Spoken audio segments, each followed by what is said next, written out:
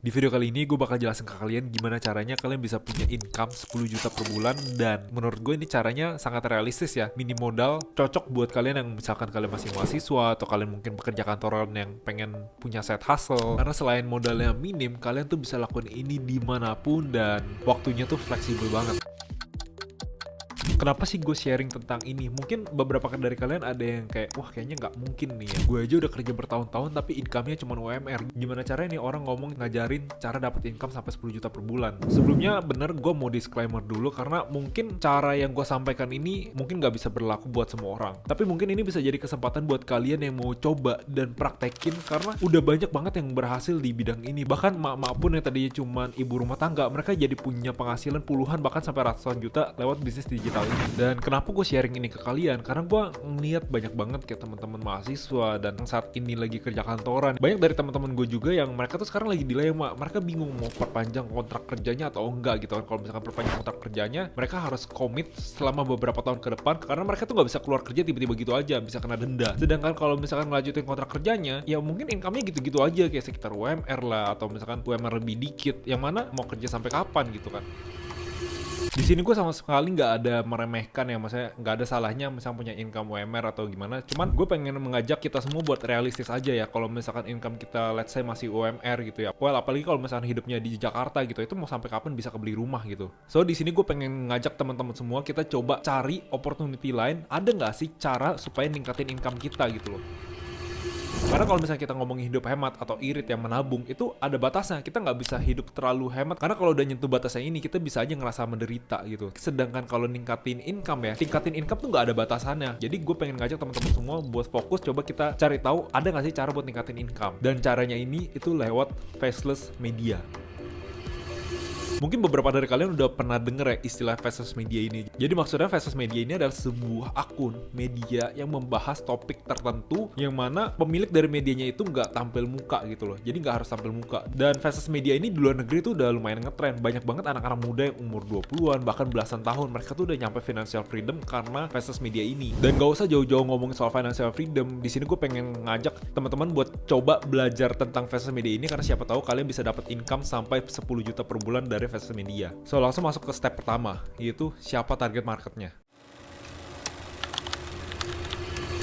Kalau kalian mau coba ngebangun faceless media, pertama tuh harus tentuin dulu siapa target marketnya, siapa orang yang mau kalian bantu. Kalau misalnya kita ngomongin soal bisnis atau kita ngomongin soal konten ya, itu kan ada target yang mau kita tuju, audiens yang mau kita tuju. Nah, dalam namanya bisnis, kita tuh harus bisa nge-solve problem dari audiens yang kita tuju. Jadi di sini kalian harus tentuin dulu nih, problem siapa yang mau kalian selesaikan. Apakah itu mahasiswa atau apakah itu ibu rumah tangga, kalian harus tentuin karena beda orang, beda karakteristik. Contohnya gue ada bikin satu media yang ngebahas seputar AI, dan target market gue itu gue spesifik pilih mahasiswa yang mereka itu punya masalah dalam ngerjain tugas, mereka butuh cara-cara atau teknologi yang bisa ngebantu mereka supaya bisa jadi lebih produktif. Nah dari sana akhirnya gue coba bikinin sebuah media yang ngebahas tips AI, artificial intelligence, yang bisa ngebantu mahasiswa itu supaya jadi lebih produktif. Jadi step pertamanya itu kalian harus tentuin dulu nih siapa target yang mau kalian bantu. Kalau udah jelas, kita jadi tahu dan sekaligus kita masuk ke step yang kedua, value apa yang mau dikasih dalam bentuk konten.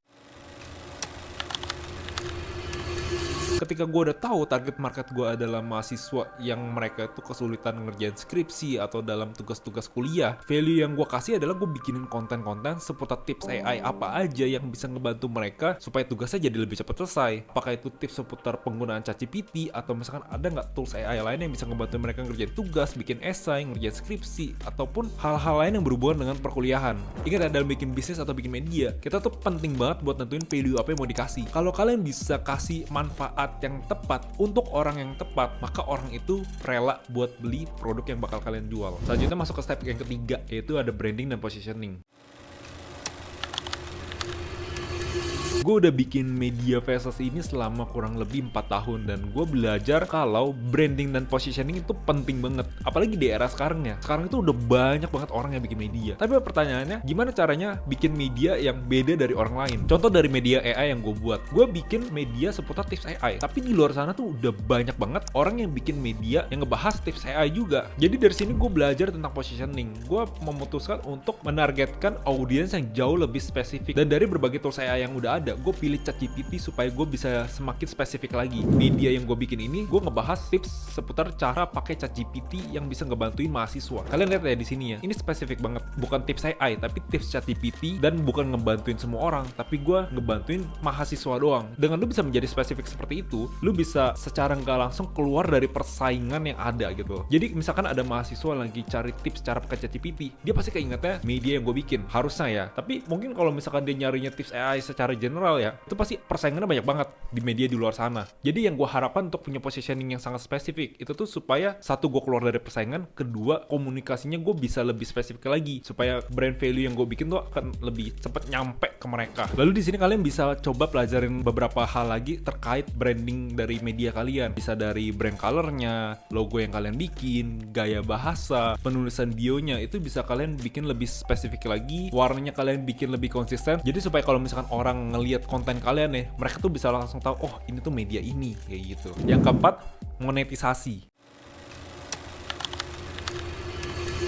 Ketika kita bikin bisnis atau kita bikin media ya, ujung-ujungnya pasti ya duit gitu loh. Pasti ujung-ujungnya bakal dimonetisasi. Tapi pertanyaannya, gimana cara kalian monetisasi media kalian? Nah, di sini menurut gua ada dua cara untuk kalian monetisasi media. Yang pertama itu lewat jalur paid promote atau endorsement. Jadi kayak misalkan ada klien gitu, mereka butuh publikasi, sedangkan kalian tuh punya media, kalian punya massa gitu ya. Brand itu biasanya mereka tuh butuh awareness. Jadi brand itu sering bayar media untuk mempublikasikan brandnya mereka supaya awarenessnya makin tinggi atau supaya terjadi conversion gitu. Lalu yang kedua itu dari jualan produk. Nah, produk ini dibagi dua, ada produk fisik, ada juga produk digital. Nah, gue di sini suka banget sama produk digital. Kenapa? Karena kalian tuh modalnya nol, bikinnya sekali, tapi bisa dijual berkali-kali. Digital produk tuh ada apa aja? Macam-macam. Mungkin yang kalian paling sering denger tuh ebook. Cuman ada berbagai macam produk digital lagi. Misalkan kayak online course, ada juga kayak software, ya kan, kalian subscription software. Lalu ada juga template, misalkan kalian punya template workout atau template ngatur keuangan dan sebagai macamnya, itu semua bisa dijadikan produk digital dan bisa dijual. Gimana kalau kalian nggak punya produk digital dan nggak ngerti cara buatnya? Kalian bisa pakai affiliate aja. Jadi sekarang tuh udah banyak produk digital yang bisa dijual lewat affiliate dan komisinya juga lumayan besar ya. Jadi kalian tinggal pilih aja mana yang kira-kira menurut kalian menarik. Oke, selanjutnya yang kelima, kita bahas soal funnel. Jadi kalau sales funnel itu kan terbagi jadi yang paling atas tuh awareness, selanjutnya engagement, selanjutnya conversion gitu kan. Gue bahas yang pertama dulu, awareness. Gimana caranya kalian dapetin awareness yang banyak? Dari pengalaman yang udah gue lakuin, cara yang bisa kalian lakuin adalah yang pertama, kualitas konten. Kalian harus bisa bikin konten yang relate dengan market yang kalian tuju. Di sini gue pakai contoh, misalkan market gue adalah mahasiswa. Ya gue bikin konten-konten seputar mahasiswa tuh problemnya apa. Kalian harus list dulu nih, harus tahu problemnya apa. Misalkan mereka biasanya tuh mahasiswa kesusahan bikin skripsi, mereka susah mengarang gitu. Ya gue kasih tips cara supaya kalian bisa ngarang dengan cepat pakai AI. Atau misalkan ada ibu rumah tangga gitu, mereka pengen punya penghasilan tambahan. Gimana caranya? Kalian bisa coba share tips cara punya penghasilan tambahan dari rumah. Jadi setelah kalian udah punya konten yang relate, step kedua yang gue lakukan, tingkatin quantity. Dulu mungkin kalau misalnya kita bikin media atau kita bikin akun konten pribadi, ngeposting sehari sekali itu udah hasilnya udah lumayan oke banget ya. Tapi menurut gue sekarang kalau misalnya kalian pengen lebih cepat ya, pengen terjadi percepatan, ngepost sehari sekali itu menurut gue kurang. Jadi yang gue lakukan adalah gue ngepost sehari itu bisa 3-4 kali di media ini. Anggapannya secara nggak langsung gue pengen mempercepat progres yang tadinya 4 bulan, gue press jadi sebulan, jadi supaya hasilnya lebih optimal aja. Setelah kalian udah punya awareness, udah punya traffic yang besar, next stepnya adalah gimana caranya supaya dari orang yang nonton konten kalian, mereka tuh mau engage dengan konten kalian. Nah, biasanya tips yang gue lakukan supaya orang mau komen atau orang mau follow akun kalian adalah kita kasih embel-embel, entah itu freebies ataupun cheap produk gitu, produk yang murah. Caranya gimana? Pada bagian call to action, kalian selipin ajakan supaya orang tuh mau komen dengan keyword tertentu. Dan orang-orang yang komen ini nanti mereka bisa dapat entah itu freebies atau kalian kirimin produk kalian yang murah. Nah, dalam tahap engagement ini, kita tuh nggak balasin chat mereka satu persatu. Ada yang namanya automation tools gitu loh. Jadi kalian nggak perlu balasin satu persatu. Dan biasanya yang sering dipakai itu adalah ManyChat. Jadi di ManyChat ini kita bisa setting automation. Kita misalkan setting nih, oh kalau misalkan orang komen di postingan kita langsung DM mereka misalkan freebies kita atau kita kirimin link produk kita yang murah kayak gitu. Jadi ini sebenarnya secara nggak langsung namanya kayak direct selling gitu ya. Nah, dengan begitu orang komen di postingan kita, itu konten kita tuh secara nggak langsung bisa tingkat FYP-nya semakin tinggi gitu. Nah, selain tingkat FYP-nya semakin tinggi, mereka tuh nggak cuma nonton doang, tapi mereka tuh bisa beli produk kita. Nah, selanjutnya gue bahas tentang landing page gitu. Mungkin kalian di sini ada beberapa yang nggak tahu landing page itu apa ya. Jadi landing page itu dalam digital marketing itu simpelnya adalah sebuah link yang kalau misalkan kalian klik itu bisa langsung masuk ke satu halaman yang isinya tuh menjelaskan kalian jualan produk apa kayak gitu, dan orang bisa purchase juga di sana. Dan kalau misalkan kalian masih awam banget dan pengen coba bisnis digital ini, kalian bisa coba pakai platform Link ID. Jadi ini tuh platform yang bisa kalian pakai untuk jual beli produk digital. Di sini nanti kalian bisa masukin copywritingnya yang menjual, kalian masukin deskripsi produk, foto produk yang kira-kira cocok bisa menggugah orang tuh jadi pengen beli. Nah, nantinya dari freebies atau dari produk yang harganya murah tadi, kalian bisa upselling ke customer yang udah purchase freebies atau chip produknya. Tapi ingat, di sini make sure kalau kalian bisa solve problem mereka. Karena yang namanya freebies ini kan ibarat secara langsung kayak kalian kasih trial nih. Kalau misalkan orang udah cobain trialnya dan mereka ngerasa bermanfaat, mereka bakal rela untuk beli produk kalian yang lebih mahal karena mereka berharap masalah mereka menjadi lebih terselesaikan. Kalau kalian mau belajar lebih banyak tentang cara bikin bisnis digital produk ini, cek link di deskripsi ya. Nanti gue bagiin kursus gratis cara mulainya. Kalau ada yang mau ditanya, feel free tulis di komen, nanti gue bakal jawab satu persatu. Thank you udah nonton, semoga video ini bermanfaat. Like dan subscribe biar update terus sama info cuan lainnya.